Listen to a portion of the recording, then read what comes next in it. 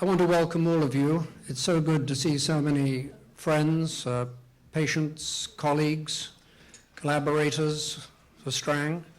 And I know there are a lot of people here who I don't know, but who knew Dr. Gaynor.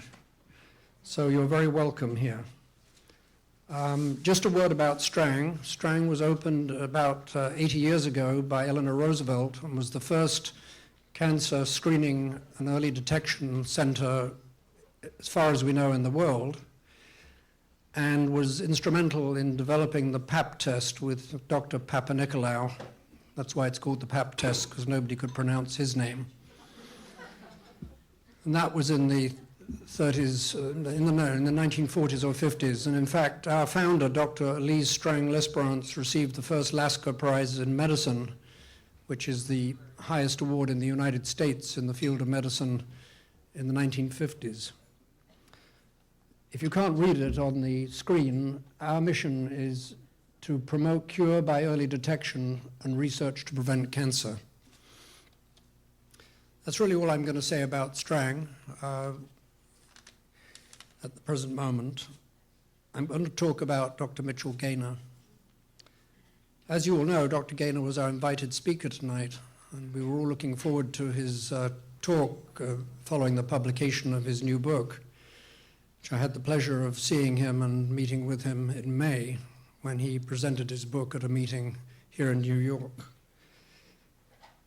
However, rather than cancel the event, I thought it would be a good idea to celebrate his life and his accomplishments, and that's what we're doing tonight. I want to give you a background on Dr. Gaynor, and that will be followed by some more personal remarks by my friend and colleague, Dr. Sheldon Feldman. So Dr. Gaynor was from Texas, and he graduated from Southwestern in Dallas. And then he came to New York, where he stayed. He did his residency program at the New York Hospital Cornell Medical Center, as it was then called, and became chief resident. He went on to become founder and president of Gaynor Integrative Oncology here in Manhattan. He was a clinical assistant professor of medicine at the Weill, now called the Weill Cornell Medical College, part of the New York Presbyterian Hospital. And he was his director of medical oncology at Cornell Center for Integrative Oncology. I'm very proud to say that I hired Dr. Gaynor to Strang as director of medical oncology in the 1990s, where I became immediately impressed with his far-sighted vision of how to take care of cancer patients, and also am proud to say I could count him as a friend and had the pleasure of visiting him in his apartment and in his home upstate New York.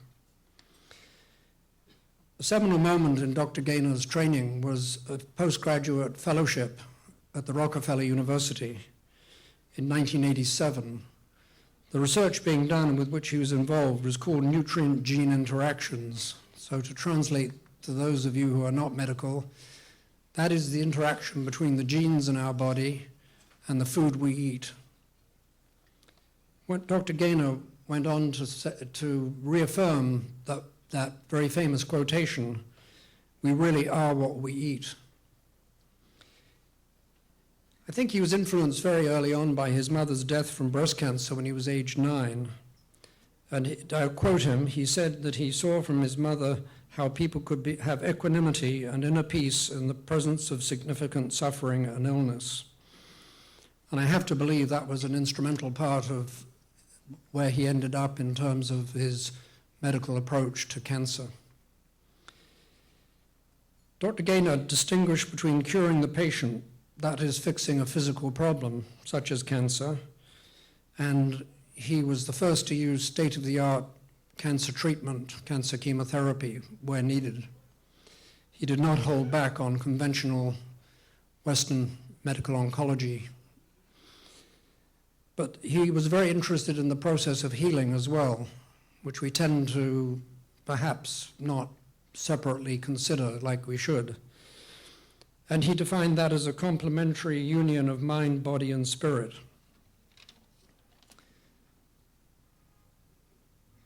I would recommend that you do buy his book. There's some examples just for you to look at here at the desk up here on the gene nutrient interaction. I'll just come to that in a moment. But it's a very, very well-written book, and he's hit a very important chord that you can take control of your own genes and perhaps your own chances of getting disease, because in his book he covers beyond cancer, heart disease, diabetes, and a whole lot of other conditions, that we can take control of our genes. We're not just delivered that set of genes by our parents, and that's your lot and good luck. But you can actually influence the way your genes behave by what you eat or potentially by supplements. A lot of what he talked about has not been proven in clinical practice, but makes common sense from the data that he used from both epidemiology, that is the study of large populations and their nutrition, as well as laboratory experiments and theoretical considerations of the use of nutrients and supplements that might help both prevent cancer or help for those who are being treated for cancer and help them after they've been treated for cancer. I've been extremely impressed by the very large number of people who wanted to come to this event this evening. Due to the limit of the capacity of the room, there were many we had to turn away, about which I felt very badly. Only this morning I did receive a letter from one of his patients telling me that she was diagnosed with stage 4 pancreatic cancer in 1998 and is still here to live to tell the tale. And she was someone who went on to work in the field of integrative oncology and work with Dr. Gaynor as well. So I was very impressed by that, but I think there are a lot of people here who have their own story they could tell of Dr. Gaynor's treatment. He wrote quite a few books which brought his view to quite a lot of prominence. He wrote initially The Healing Power of Sound in 1999. Now, I'd had Dr. Gaynor sometime before that, and after a long day in the operating room at New York Hospital, I decided to join Dr. Gaynor's group using the sound of healing, sounds in healing, and it was held in the boardroom of the New York Hospital. Well, I have to tell you, it was extremely soothing, and I found myself fast asleep within about 10 minutes. So if it could put a busy surgeon to sleep, I can only imagine what it can do for the stressed out patient. And in his,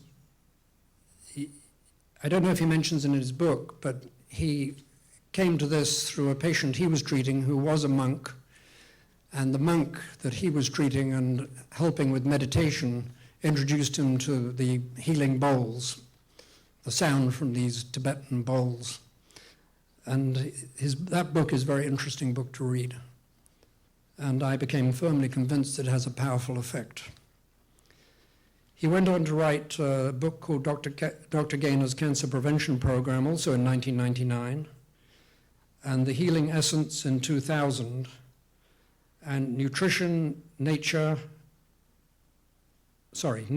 Nature, and Nutrition. No, I can't read my own writing, but as a physician, you'll have to accept that. That's just so the patients can't read what we're writing. Nutrition and Nature, Nurture and Health in 2005.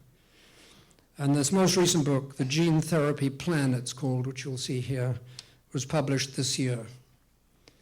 And I would recommend anybody to read that book. I think they would find it extremely interesting and maybe helpful to their own nutritional plan.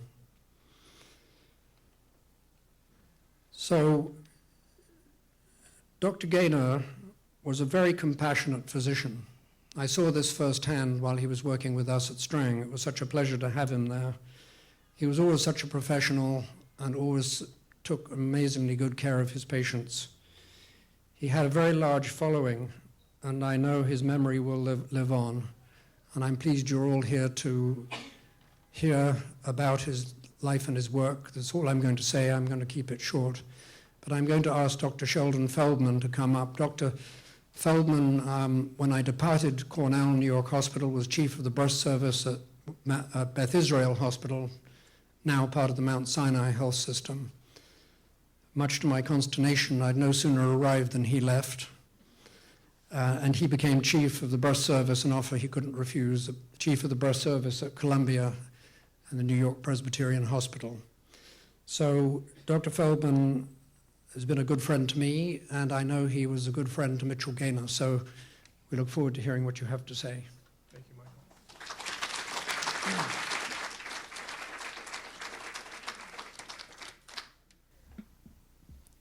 So it is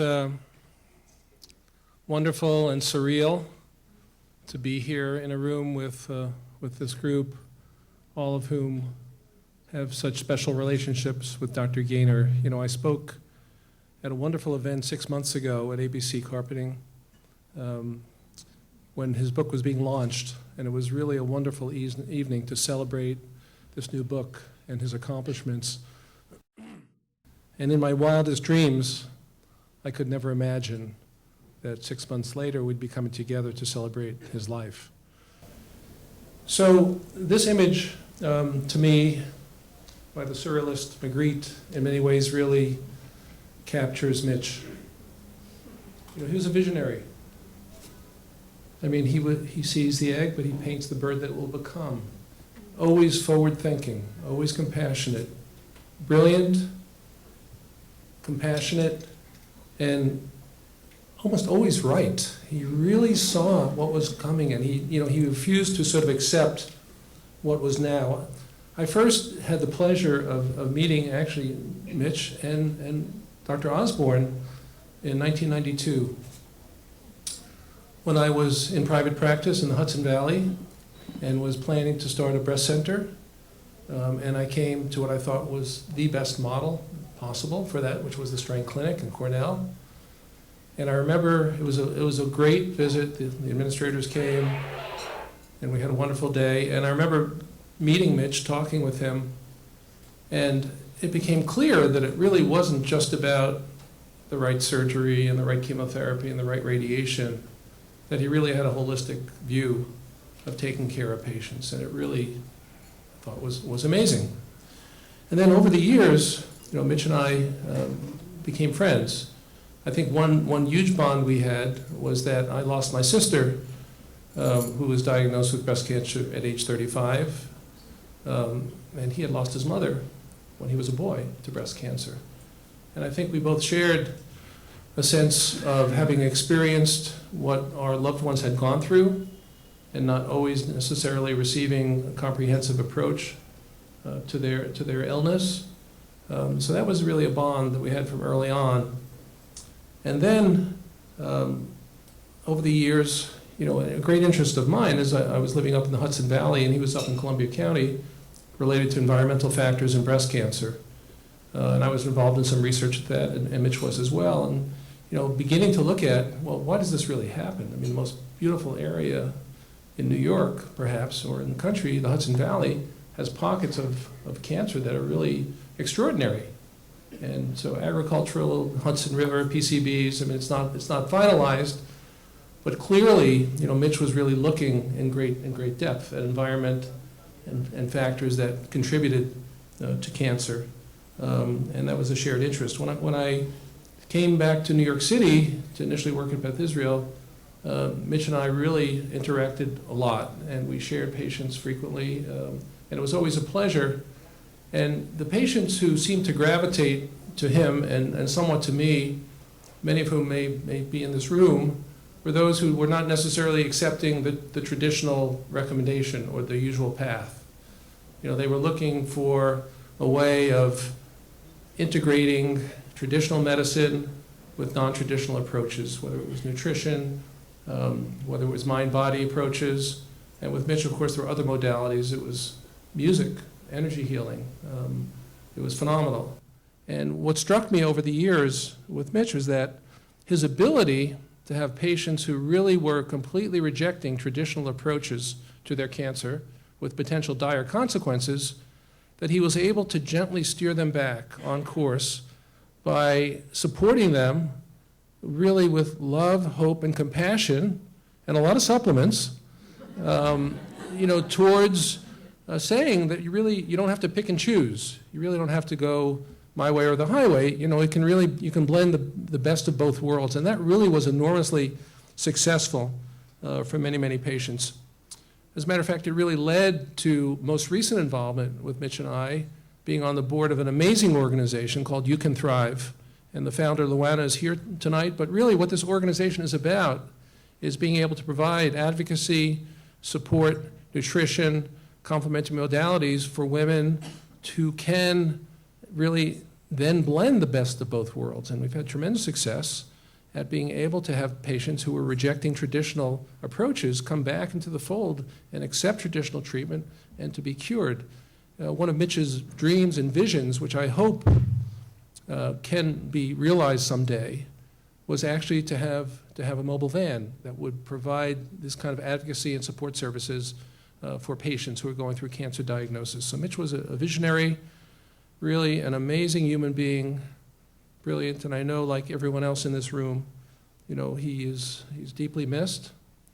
I certainly think about him on a daily basis. Certain events happen in your life, and it may not be, your family or your closest relative, but certain losses, and I'm feeling this with Mitch certainly, are just monumental. The whole landscape has changed. And I really feel that way. The tragedy of losing Mitch, he really is irreplaceable in the usual way. But certainly not to be maudlin, it's wonderful to be able to come together with a group like this to really celebrate his life, which we're doing, and I'm pleased to be part of that tonight. Thank you very much.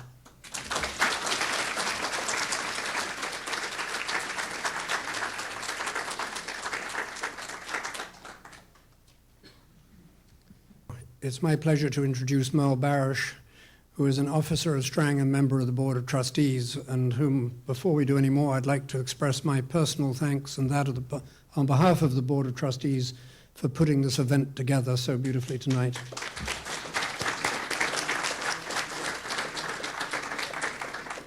Good evening.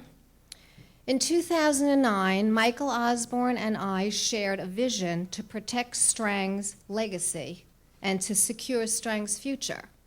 We renamed it Strang Cancer Prevention Institute. Since then, we have worked tirelessly to honor our mission, now in its 82nd year. Strang's mission statement is dedicated to promote cure by early detection and research to prevent cancer since 1933, including dissemination of information to the public, educating medical professionals, and supporting cancer prevention research. At this year's event, we welcome our friends and supporters to experience that mission, as we were to be enlightened by our guest speaker, Dr. Mitchell Gaynor. And tonight we open our doors and hearts to those whose lives have been forever transformed by knowing Dr. Gaynor, excuse me. He requested that I add to our program the following information. We are introduced to the next evolution of medicine, prevention of disease at the genetic level. He told me he was really looking forward to this evening and very appreciative. We were going to have him as a speaker. Thank you.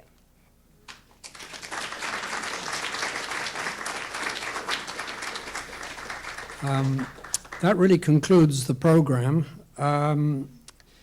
We at Strang plan to do some kind of tribute to Dr. Gaynor on our website and perhaps put forward some of the things that he promoted and write about them for public interest. Strang is a not-for-profit, so here comes the bottom line. You can make a tax-exempt donation to Strang, if you so desire, in Mitchell Gaynor's memory, or just to Strang directly if you did not know him. And at this table right here shortly, you would be able to do that by online or credit card. So I'd like to thank you all so much for coming. I hope this has been an opportunity for us to appreciate Dr. Gaynor's amazing contribution to the care of cancer patients. And we live in hope that other physicians will pick up on this and this will spread further in the field of cancer care. Thank you very much for coming.